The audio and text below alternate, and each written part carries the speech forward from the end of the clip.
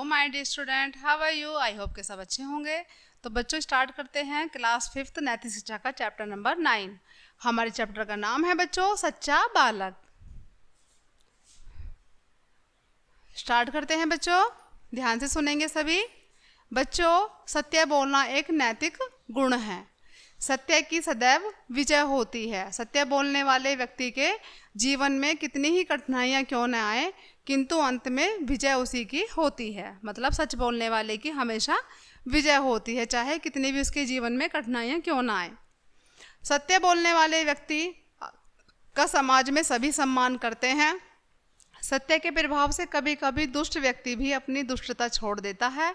आइए हम आपको ऐसी ही एक कहानी सुनाते हैं। तो सुनते हैं बच्चों, क्या कहानी है ये, ध्यान से सुनेंगे सभी। बहुत समय पहले इराक देश में बसरा नामक एक नगर था।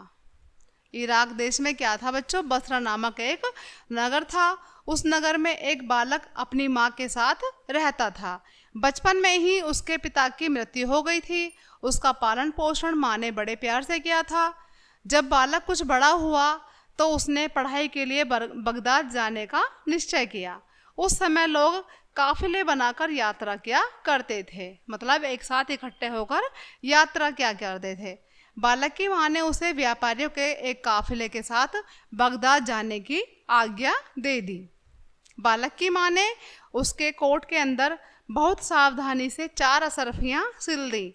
चलते समय बालक की माँ ने उससे कहा, बेटा, चाहे तुम पर कितना ही संकट क्यों ना आए, कभी झूठ मत बोलना, सदैव सच्चाई की राह पर चलना। बालक ने अपनी माँ को सदैव सत्य बोलने का वचन दिया कि मैं हमेशा सच बोलूँगा। ऐसा वचन किसने दिया बच्चों? बालक ने अपनी माँ को दिया। बालक व्यापारियों के साथ यात्रा पर चल पड़ा। जब व्यापारियों का काफिला रेगिस्तान पर पार कर रहा था तो उन्हें डाकुओं ने घेर लिया। डाकुओं ने व्यापारियों को मारा पीटा और उनका धन तथा मूल्यवान वस्तुओं को छीन लिया। ये देखो बच्चों, ये जो काफिले में जा रहा बच्चा रेगिस्तान में, व्यापारियों से धन लूटने के बाद एक डाकू ने बालक से पूछा, बालक, तुम्हारे पास क्या है? बालक ने निर्भयतापूर्वक उत्तर दिया, मेरे पास 4 असरफियां हैं। डाकू ने समझा शायद बालक झूठ बोल रहा है। वह डाकू बालक को अपने सरदार के पास ले गया। सरदार ने बालक से पूछा, तेरी असरफियां कहाँ पर हैं? बालक ने अपना कोट उतारकर 4 असरफियां निकाली और सरदार को दे दी। डाकू का सरदार बालक की सच्चाई से बहुत प्रभावित हुआ। उसने अपने बालक से कहा, उस बालक से, बालक, तू जानता था कि हम तेरी असरफियां छीन लेंगे, फिर भी तूने इनके बारे में बता दिया। आखिर तूने ऐसा क्यों किया? भाई वो बच्चा छुपा भी सकता था।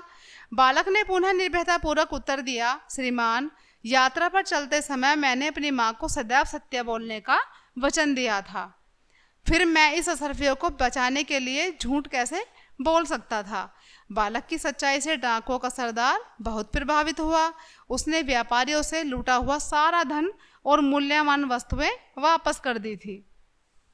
उसने यह प्रण भी लिया कि अब वे लोग कभी डाका नहीं डालेंगे। इस प्रकार एक बालक ने सत्य के मार्ग पर चलकर डाकुओं का जीवन पूरी तरह बदल दिया था।